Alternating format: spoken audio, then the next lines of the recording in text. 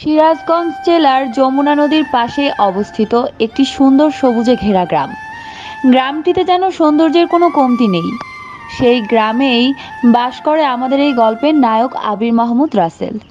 সবাই রাসেল বলেই ডাকে। গ্রামবাসী রাসেলকে খুবই ভালোবাসে। সে যেন সবার চোখের মণি। পরিচয় দেবার মতো কিছু নেই, কারণ জন্মের পর থেকে রাসেল তার বাবা মাকে দেখেনি। আদৌ জানে না তার বাবা মায়ের পৃথিবীর বুকে আছে কিনা। এক বৃদ্ধ রাসেলকে লালন পালন করত। সেও রাসেলের 7 বছর বয়সে মারা যা তখন থেকেই রাসেলের জীবন অন্ধকারে ঢেকে যায়। এখন এই গ্রামবাসী যেন তার পরিবার। রাসেল কিছু মানুষের সাথে মাঠে কাজ করছে। আকাশ থেকে টিপটিপ বৃষ্টি পড়ছে, তবুও যেন থামছে না কারো কাজ। সবাই আনন্দের সাথেই কাজ করতেই ব্যস্ত।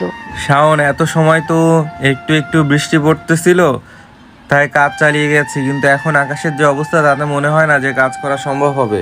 দোস্ত, কথাটা ঠিক বলছিস, কিন্তু জানিস তো আমাদের মালিকটা কিরকম খাট্টাস। ঝড় নাই বৃষ্টি নাই, তার কাজ করতেই হবে। যা বলেছিস, শালাই খুব কিপটে। আল্লাহ চাইলে এত কিছু দিছে, অথচ কেউ তার কাছে কিছু চাইতেই যায়। তাহলেই হলো কেলোর কীর্তি। তোরা যাই বলিস না কেন, আমাদের মালিকের মনটা কিন্তু খুব ভালো, যেটা তোরা দেখতে পারিস না। ভাই, তোমার কাছে ওই খাট্টাস বেটা ভালোই হবে, কারণ এই গ্রামে ওই বুইরা যদি একজন লোককে বিশ্বাস করে তাহলে সেই লোকটা হলা তুমি। আমার দ্বারা হয়তো তার অনেক উপকার হয়, তাই আমাকে বিশ্বাস করে। ভাই, তুমি যা কইছো তোমাকে দিয়েছি তো তার উপকার হয়, কারণ আমরা যদি ওই বুইরার কাছ থেকে ডাব চুরি করে না খেতাম তাহলে সব ডাবের বাদা ছিঁড়ে পড়ে গিয়ে নষ্ট হয়ে যেত। তাহলে উপকার হয় নাই, এটা বল। ভাই রে, এটা তুই কি বললি? আমার পাঠক পাঠিকারা এখন কি বলবে আমি ডাব চুরি করে খাইছি? আরে না, খেয়ে কি করব? শালা একটা ডাব কি খাইতে দিতেও নাকি, বা কোনোদিন দিছে? ভাই, রাসেলকে বিশ্বাস করার আরেকটা কারণ হলো ও কাগজপত্র বুঝতে পারে। বুঝি না, যাকে কোনোদিন স্কুলে বানাতে যেতে দেখলাম না, সে কি করে কাগজপত্র বুঝতে পারে? কিন্তু আমরা রাসেলকে জিজ্ঞেস করলে শুধু হাসে। সেই হাসির মাঝে লুকিয়ে আছে গভীর রহস্য। সেই রহস্য কেউ জানে না আজও। এই তোরা থাম তো, তোদের সাথে কথা বলতে বলতে আমি তো ভুলেই গেছি জেরিনের কথা। ওহ নো, আপনারা অবশ্যই ভাবছেন এই জেরিনটা আবার কে। আপনাদের তো বলতে ভুলে গেছি, জেরিন হলো রাসেলের বউ। চলুন তার পরিচয়টাও জেনে আসি। পুরো নাম ঐশী আক্তার জেরিন। সবাই ভালোবেসে জেরিন বলেই ডাকে। এই পৃথিবীতে তারও কেউ নেই।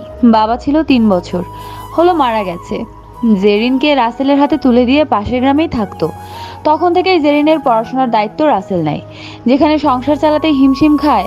ভাই, ভাবি আবার কি বলছে যেটা তোমার মনে নেই? অবাক হয়ে জিজ্ঞেস করলাম। ওই তো, তার অনেক শখ, সে বিসিএস ক্যাডার হবে। তোরাই বল, আমাদের মতো গরিবদের কি এই স্বপ্ন দেখা ঠিক, যেখানে পেটের ভাত জোগাড় করাই মুশকিল? সিরাজ বলল, এই বিপিসি না বিসিএস, এটা কি খায় নাকি খেতে আবাদি করে? সবাই একসাথে সিরাজের কথা শুনে হো হো করে হেসে ওঠে। কি বলছো, বিসিএস খায় নাকি খেতে আবাদি করে? রাসেল বলল, আরে গাধা, তুই তো জানিস না, বিসিএস হলো একটা বড় ডিগ্রি, যার মাধ্যমে অনেক বড় বড় সরকারি চাকরি মেলে, যেমন ধর পুলিশের বড় অফিসার, ডিসি, আরো অনেক কিছু। সিরাজ বলল, সেটা আগে বললেই তো হতো, আমি সুন্দর বুঝতে পারতাম, শুধু শুধু সময় নষ্ট করে এখন বোঝালি। ভাই, সবাই জানে ভাবি অনেক মেধাবী। তার মতো মেধা আশেপাশের এলাকায় কারো নেই। সে বিসিএস করে অবশ্যই হতে পারবে। কিন্তু ভাই, তুই এত কষ্ট করে ভাবিকে বড় করতেছিস, সে যদি তোকে ভুলে যায়? দেখ তানভীর, আমি জেরিনকে অনেক ভালোবাসি। আমি চাই না জেরিনের কোনো ইচ্ছা অপূর্ণ থাকুক। আমার রক্ত বেঁচে হলেও ওকে আমি বিসিএস ক্যাডার করবই। তোরা থাক, আমি যাই, বাজারে গিয়ে আবেদন করে আসতে হবে। আচ্ছা যা, দেখে শোনা যাস। রাসেল ওর বন্ধুদের বলে চলে আসে বাড়িতে। আসার সময় সামনে পড়ে যায় ওর মালিক রফিক মোল্লা। এই গ্রামের সবচেয়ে বেশি ধনী, এক কথায় যাকে বলে মোড়ল। কে রাসেল, তুই যে এই সময় বাড়িতে আসছস? যে খেতে কাজ করবে কে? চাচা, হয়েছে কি, আজকে একটু বিসিএস পরীক্ষার আবেদন করতে হবে আপনার বৌমার জন্য। জানেন তো, তার অনেক শখ, সে বিসিএস ক্যাডার হবে। শোন রাসেল, আমি বলি কি, বউকে পড়িয়ে টাকা শেষ না করে সেই টাকা দিয়ে বেঁচে থাকার জন্য কিছু কর। না হলে ছেলেমেয়ে হলে তোদের ভবিষ্যৎ অন্ধকার।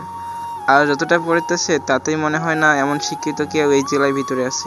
না চাচা, আমি চাই না আমার জন্য ওর স্বপ্ন আশা নষ্ট হয়ে যাক। বেশি বেশি বিসিএস বানাও, যখন পাখি খাঁচা থেকে উড়ে যাবে তখন বুঝবে, এখন বুঝবে না। যা তাড়াতাড়ি কাজ সেরে খেতে আইসে, আমি যাচ্ছি, দেখে আসি ওই বদলাগুলো কি করে। যদি কিছু টাকা দিতেন তাহলে খুবই উপকার হতো। আমি সবাইকে মানা করতে পারলেও কেন জানি তোকে কিছুতেই মানা করতে পারি না।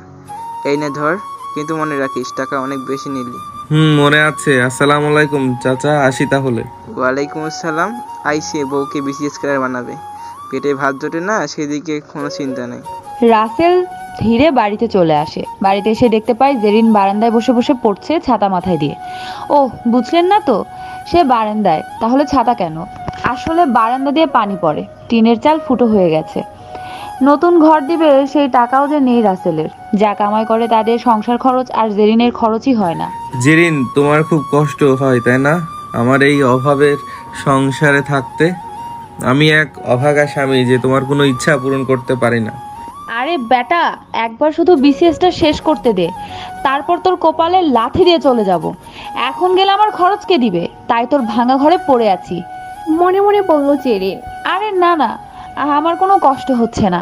আবেদন করতে কখন যাবে? সেই জন্যই তো আসলাম। খাবার জন্য কি কিছু আছে নাকি? আমি তো ভাত রান্না করিনি, আর তুমি তো সকালে রান্না করনি। ঘরে বিস্কুট ছিল, সেগুলোই আমি খেয়েছি। ও কি কপাল, আমার ঘরে বউ থাকতে নিজে রান্না না করলে পেটের ভাত পড়ে না।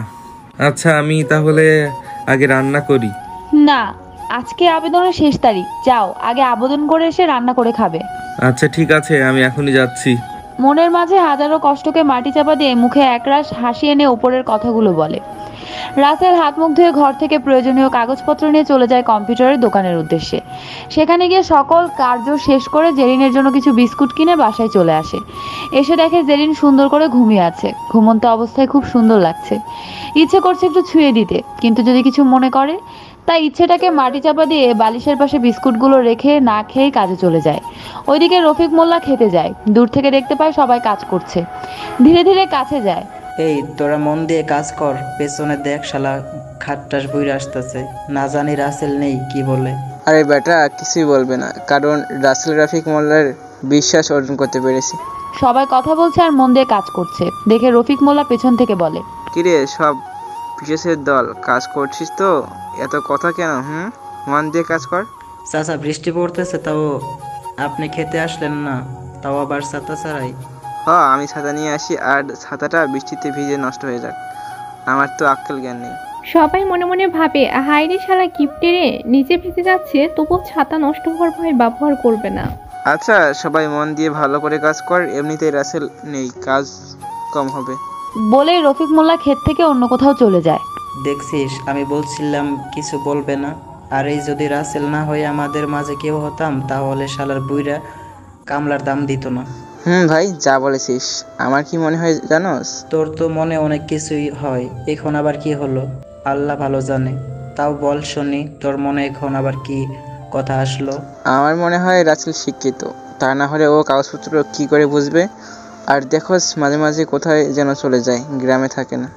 কথাটা ফেলে দেওয়ার মতো কথা বলস নাই। আর ও যখন এই কথাটা আমাদের বলতে চাইছে না, সুতরাং এই ব্যাপারে ওকে জোর করা আমাদের ঠিক না। তবু ও বউকে বিসিএস বানাইতেছে না, ওর কপালে অনেক কষ্ট আছে। তোরা আমার কথা মিলিয়ে নিস। ভাই এসব বাদ দে, রাসেল শুনলে অনেক কষ্ট পাবে, কারণ জেরিনকে অনেক বেশি বিশ্বাস ও ভালোবাসে।